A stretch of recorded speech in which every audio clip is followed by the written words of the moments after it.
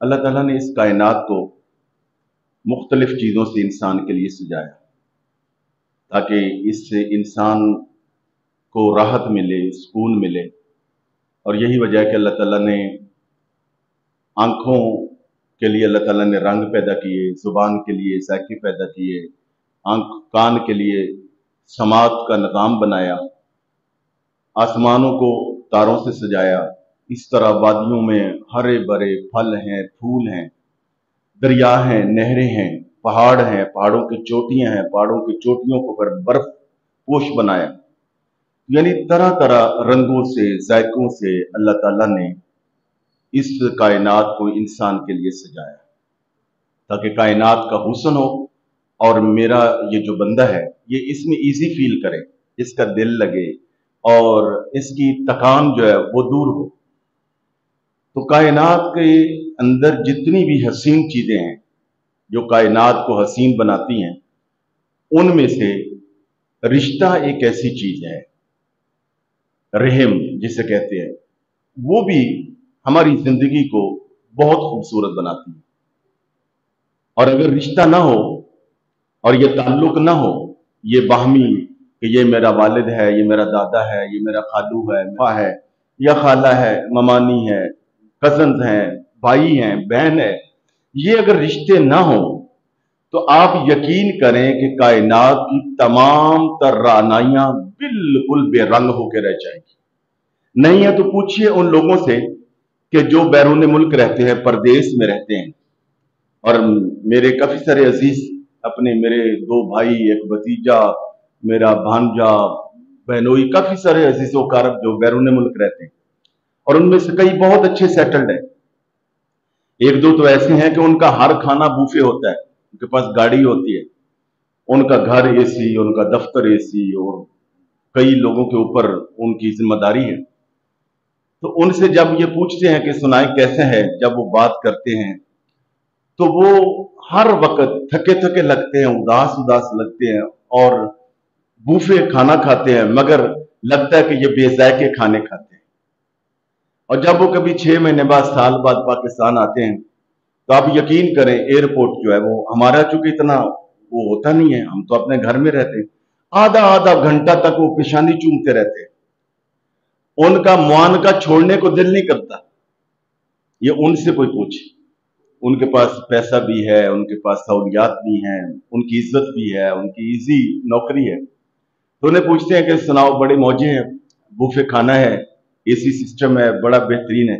وہ کہتے ہیں تمہیں کیا بتاؤں کہ پردیس کا درد کیا ہوتا ہے، ہم سے پوچھو کہ ہر شام یوں لگتی ہے جیسے عمر نور لگ گئی، یعنی دن کاٹتے ہی نہیں ہے، ہمیں تو دن مہینے لگتے ہیں، مہینے سال لگتے ہیں۔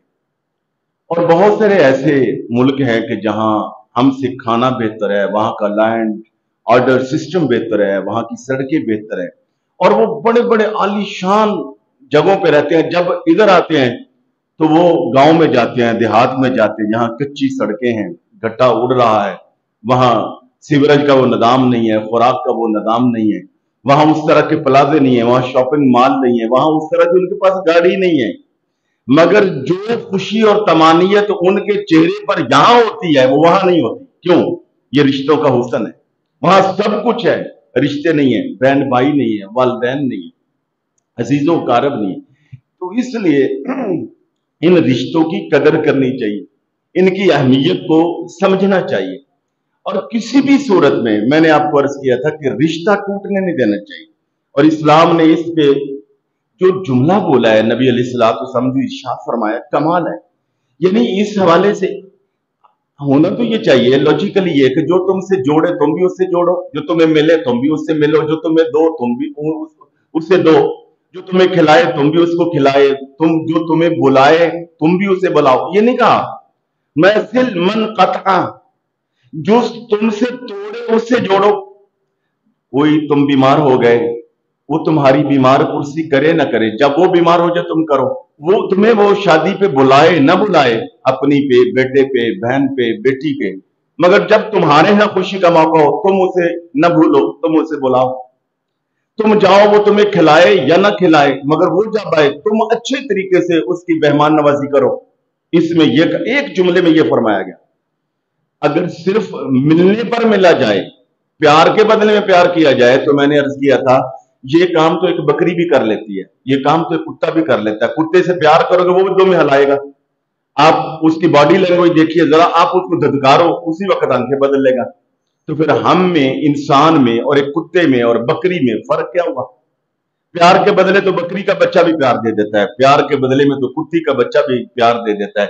مزہ تو تب ہے نا کہ کوئی دل دکھائے، مزہ تو تب ہے کہ آپ کی غیبت کرے، مزہ تو تب ہے کہ آپ کو فائدہ نہ پہنچائے، آپ پھر بھی اس کے لیے خیر خواہی کے جذبات رکھو۔ کیوں کہ ہم نے اس کا اجر اور صلہ اس سے نہیں لینا، اپنے اللہ سے لینا۔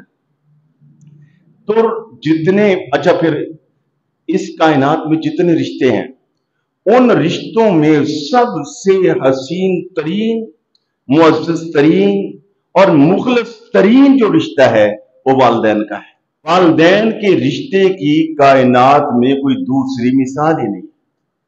اللہ اور اس کے رسول کے بعد جو رشتہ بے لوث محبت کرنے والا ہے، یعنی چار چیزیں ہوتی ہیں کسی بھی رشتے کے اندر، کہ وہ جو رشتہ ہے اس میں مخلصانہ تعلق ہو، اس میں بے لوث بے غرض محبت ہو، اور قربانی کا جذبہ ہو، یعنی اظہار ہو، سیکریفائی کرنا بندے کو آتا ہو، تب تعلق نکتا ہے، تب رشتے کا حسن اور اس کے اندر مٹھاس پیدا ہوتی ہے۔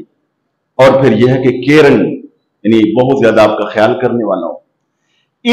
یہ جو چار چیزیں ہیں، اس اعتبار سے دیکھا جائے کہ کائنات میں جو مخلص ترین رشتہ ہے وہ والدین کا ہے، بے لوث بے غرض محبت کرنے والا جو رشتہ ہے وہ والدین کا ہے، اور قربانی دینے والا جو رشتہ ہے وہ والدین کا ہے، اور کیئرنگ، آپ کا خیال کرنے والا، آپ سے ہمدردی کرنے والا، آپ کی کوچنگ کرنے والا، آپ کی نگرانی کرنے والا مخلص تین جو رشتہ ہے وہ والدین کا ہے۔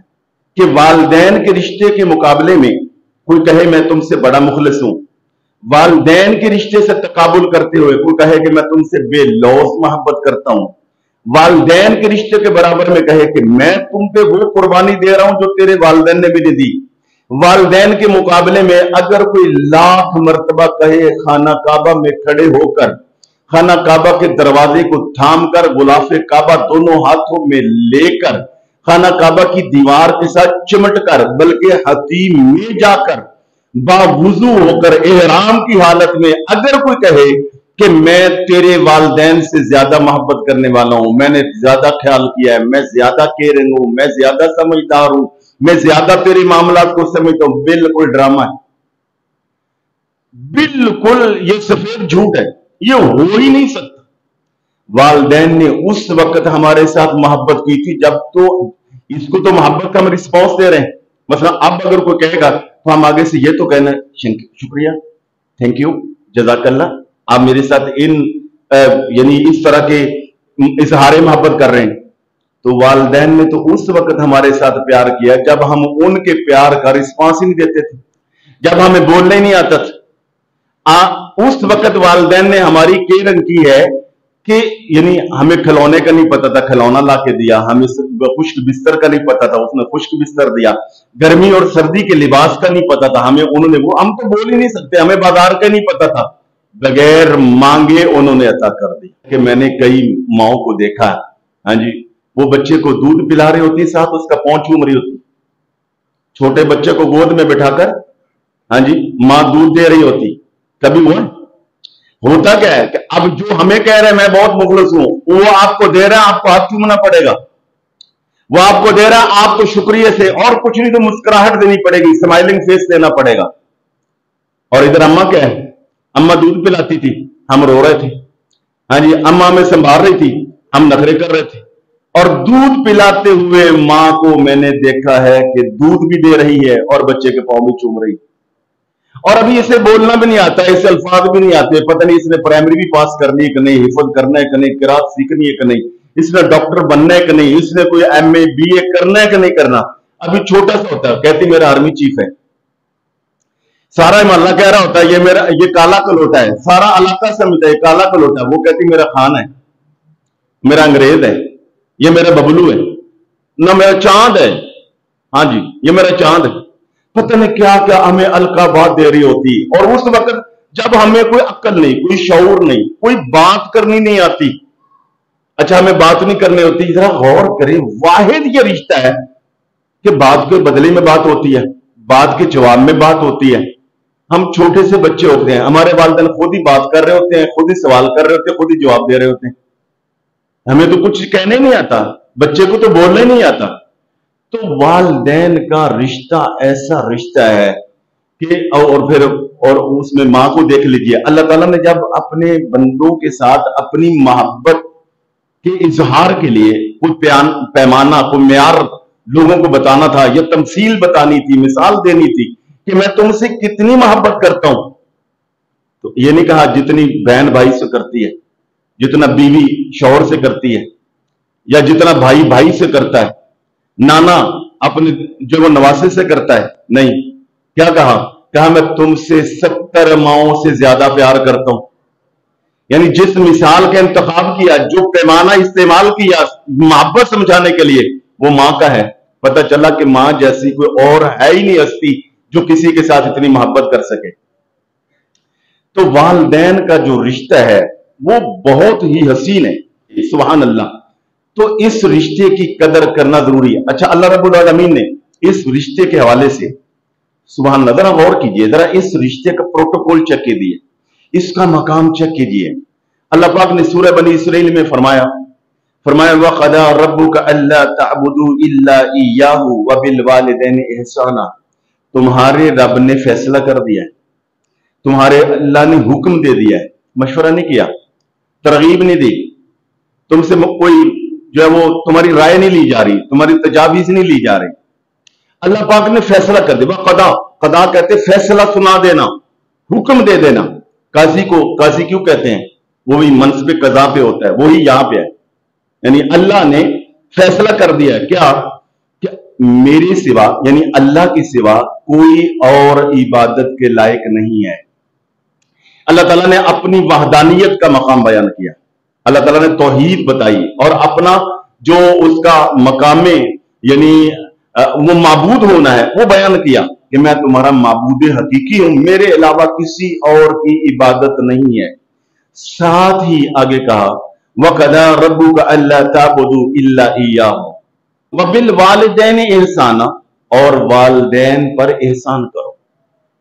یہ میں رات ہی ان کی کوثر نیازی کی کتاب پڑھا، اور مجھے خوشی ہوتی کہ کوثر نیازی سنا ہے کہ ادھر ہمارے محلے میں رہتے تھے، ہاں جی، یہ بھٹو دور کے مذہبی امور کے وزیر، تو مجھے اظہر بھائی رات کو کہہ رہے تھے کہ اچھا آپ اس طرح کی کتابیں بھی پڑھتے ہیں۔ اب سنیے وہاں کی کتاب پڑھ کے میں نے کیا سیکھا۔ وہ کہتے ہیں کہ میں ہر سال اکثر، چونکہ وزیر مذہبی امور تھے، اب اس پروٹوکول کو سمجھنے کے لیے ذرا یہ تھوڑی سی مثال سمجھیے، تو میں جب وہاں جاتا تو جو شاہ فیصل ہے وہ کھانے کے وقت اپنی ٹیبل پہ مجھے بٹھاتا اور اپنی چیئر کے ساتھ میری چیئر لگاتا اور اپنے ساتھ بٹھا کے مجھے کھانا کھلاتا، اور میں اس پہ پراؤڈ فیل کرتا۔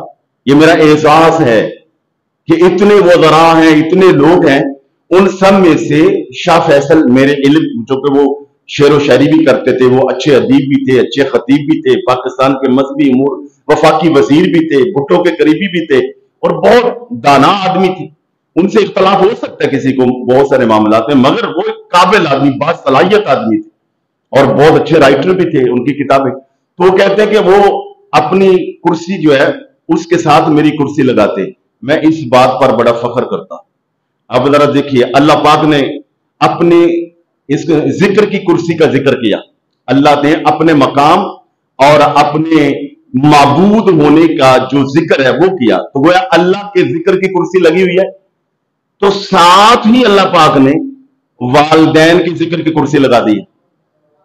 آپ پروٹوکول دیکھیے، اللہ نے یہ فیصلہ کر دیا ہے کہ میرے علاوہ کسی کی عبادت نہیں ہے، اور فرمایا وَبِالْوَالِدَيْنِ إِحْسَانًا، یعنی اپنا مقام بتایا، ساتھ ہی والدین کا مقام بتا دیا۔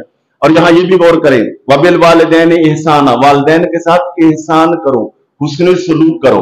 ایک ہوتا ہے عدل کرنا، برابر برابر تقسیم کرنا، برابر برابر رکھنا، یہ عدل ہے۔ جتنا وہ کھلاتا ہے تم کھلاؤ، جتنا وہ نظر دیتا ہے تم دو، جیسا وہ رویہ ہے وہ تم کرو، یعنی چار کو دو دو تقسیم برابر کرنا، یہ عدل ہے۔ مگر احسان کیا ہے؟ جھکتا دینا، ذرا زیادہ دینا۔ बिन मांगे देना और देकर फिर एहसान भी ना करना, इसको कहते हैं एहसान। कि वालिदैन के साथ ऐसी नेकी नहीं कि तुम ये करो कि जैसे, पहली बात ये तकाबुल नहीं हो सकता। जो मेरे और आपके वालिदैन ने हम पे एहसान किया है, आप आर्मी चीफ बन जाएं, आप 7 बर्रे आज़मों पे हुकूमत कर लें, आप जो मर्जी बन जाए, बल्कि हकीकत ये है कि आप मुजतहिदे असर बन जाएं। और अगर कोई, बेशक पहले की बात कर रहा हूं, कोई नबी वक्त बन जाए, मां बाप का एहतराम करना उस पर भी लाजिम है। और यहां पे क्या कहा, वबिल वालिदैन एहसाना, वालिदैन पे एहसान करो। कौन से वालिदैन? ये नहीं कहा वो कायमीन है, वो साइमीन है, वो जाकिरीन है, वो कानितीन है, वो साबिरीन है, नहीं। वो ईमान वाले नहीं, वो ईमान वाले हैं कि नहीं, वो नमाजी हैं कि नहीं, वो नेक हैं कि नहीं, वो पढ़े लिखे हैं कि नहीं, वो शहरी हैं या पेंडू, कोई ये तमीज ही नहीं है। बस उनका यही मनसब काफी है कि वो तेरे वालिदैन है। बाकी सब अजाफते सब के अल्लाह के हजरत हैं, मिस्टर हैं, मिनिस्टर हैं, वो जनाब पढ़े लिखे हैं, वो पीएचडी हैं, वो बहुत दाना है, उनका रंग बड़ा अच्छा है, वो बड़े खानदान, नहीं, ये अजाफते हैं ही नहीं। बस वो वालिदैन है। वालिदैन होना ही बस काफी है। बिल्कुल अंगूठा छाप हैं, पिंड में रहते हैं, गांव में रहते हैं, उन्हें मोबाइल का नहीं पता, उन्हें कंप्यूटर का नहीं पता, उन्हें नेट का नहीं पता, उन्हें अखबार नहीं आती, उन्हें कुरान नहीं आता, वो नमाज कुछ भी नहीं करते, बस वो वालिदैन है। और इस मनसब की वजह से औलाद के लिए उनके तकाबुल में कोई मिनिस्टर नहीं आ सकता, कोई मिस्टर नहीं आ सकता, कोई पीर नहीं आ सकता, कोई फकीर नहीं आ सकता, कोई वली नहीं आ सकता। वालिदैन इसके लिए सब कुछ है अल्लाह और उसके रसूल के बाद। तो इस बात को आप जानें। यहां पे फरमाया कि उनके साथ एहसान करो। व इम्मा यबलुगन्ना इंदकल किबरा अहदहुमा औ किलाहुमा फला तकुल लहुमा उफ। कहा कि उनमें से वो दोनों या कोई एक जब बुढ़ापे में पहुंच जाए तो तुम उन्हें उफ भी ना कहो। उफ की एक मिसाल मैंने आपको पहले भी कई मरतबा अपने दुरूस में अर्ज किया। और उफ किसको कहते हैं? यानी किसी को तकालीफ देने की या तकालीफ या नागवारी की जो सबसे आखिरी हद है वो ये है। यानी गोली मारना है, किसी को तमाचा मारना है, किसी को सोटा मारना है, किसी को गाली देनी है, किसी को गुस्से का इजहार करना है, किसी को आंखें दिखानी है। सबसे ये जो तकलीफ देने वाली जितनी चीजें हैं उनमें सबसे जो आखिरी है वो उफ है। और बाद उलमा ने लिखा कि उफ पता किसको कहते हैं? कि अगर आपके नाखून कभी बढ़ जाएं और नाखून साफ ना कर सके और उनके अंदर थोड़ी सी मैल जब वो फंस जाती, सलीमो तबा आदमी जब बड़े हुए नाखून के अंदर वो जो थोड़ी सी मैल देखता है, जो उसकी तबीयत में थोड़ी सी नागवारी आती है, उसको कहते हैं उफ। समझ गए?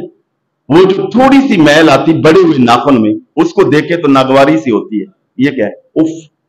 तो वालिदैन के साथ अगर कोई उनका रवैया, उनकी बात, उनका इकदाम, उनका फैसला अगर तुम्हें वो कबूल ना हो तो कुरान ये कहता है, इधर उधर की किस्से कहानी की किताब नहीं, अल्लाह का कलाम ये कहता है तुमने उफ भी नहीं कहना।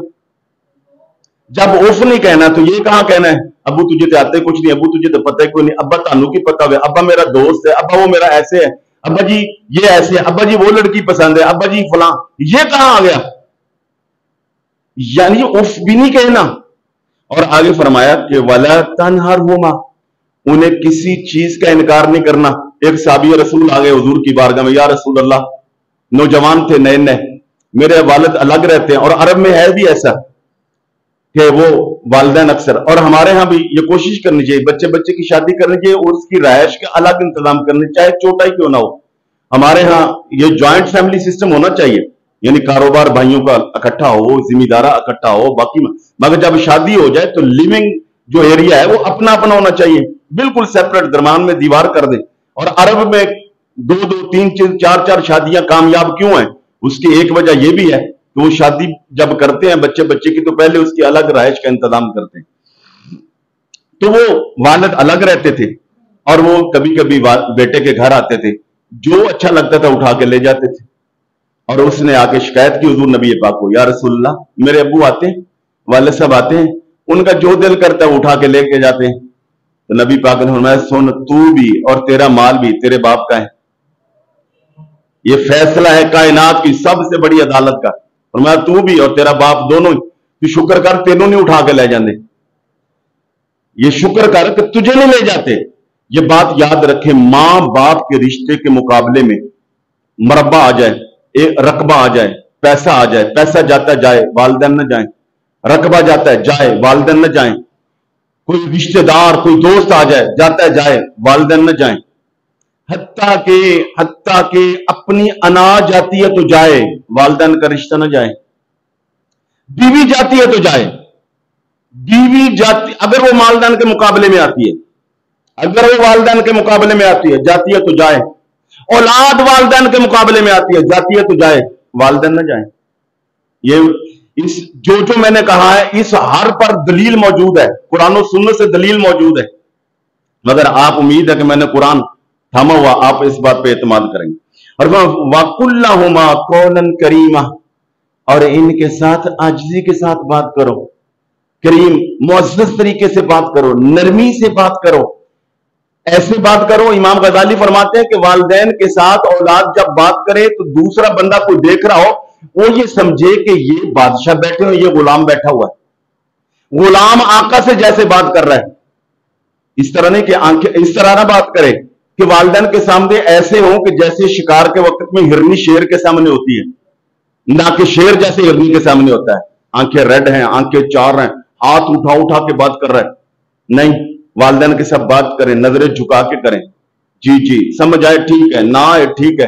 والدین کی غلطی وہ کہا یس سر, ایک دفعہ کہا یس سر. اگر آپ سمجھتے ہیں کہ اس سے دین کا نقصان ہو جائے گا, کسی بندے کا نقصان ہو جائے گا, الگ سے بیٹھ کے آرام سے پاؤں شاؤں دباتے ہوئے آہستہ سے, ابا جی ویسے اینج نہ کر لیے, ابا جی ویسے ایسے نہ ہو جائے. ان کی طریقے سے گزارش اور ریکویسٹ اور درخواست جیسے بادشاہ وقت کو کی جاتی ہے اس انداز سے بات کی جائے. انکار کرنا تو بڑی دور کی بات. اور فرمایا کہ وقفز, کمال کا لفظ ہے, وقفز لہما جناح الذل من الرحمہ, ان کے سامنے عاجزی کے پر بچھاؤ, عاجزی کے بازو بچھاؤ.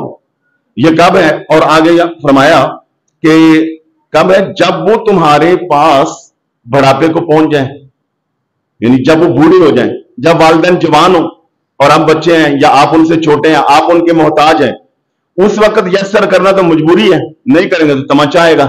مزہ تو تب ہے کہ والد نے اپنا رقبہ آپ کے نام کر دیا, دفتر آپ کو دے دیا, بزنس آپ کو دے دیا, آپ بالکل ڈائٹ زندگی اور زمین اور فرش اور چارپائی پہ آ گیا.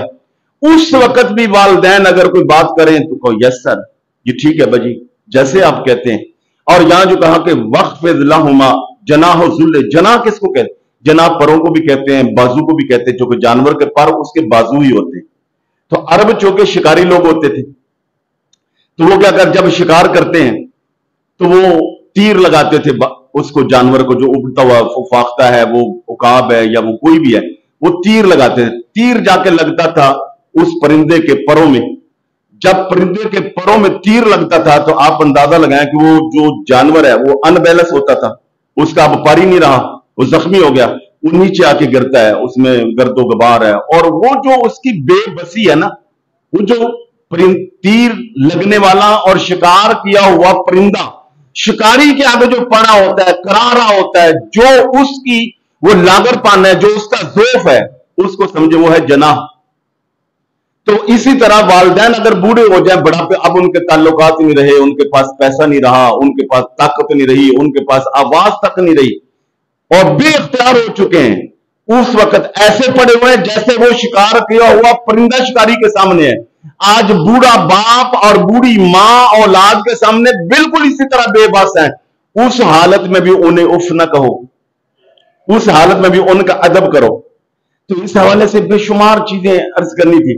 ہاں جی, وہ جو اسپین کے قاضی کے پاس ایک, اچھا میں نے یہ عنوان کیوں رکھا وہ بات تو رہ جائے گی, کل درس میں نے عرض کر دیا کہ کبھی آپ سوچا کہ اگر آپ کے والد جو ہیں 20 سال, ہم اکثر بے روزگار رہتے ہیں پاکستان میں, تو اس کے بعد بھی رہتے ہیں, 20 سال تک ہم والد کے گھر رہے, کبھی سوچا کتنے کھلونے لے کے دیے, کتنے کپڑے لے کے دیے, کتنی جو خوراک دی, گھر دیا, رہائش دی, آپ کی منگنی کی، آپ کی شادی کی، میں نے باقاعدہ اس کے حساب نکالا ہے۔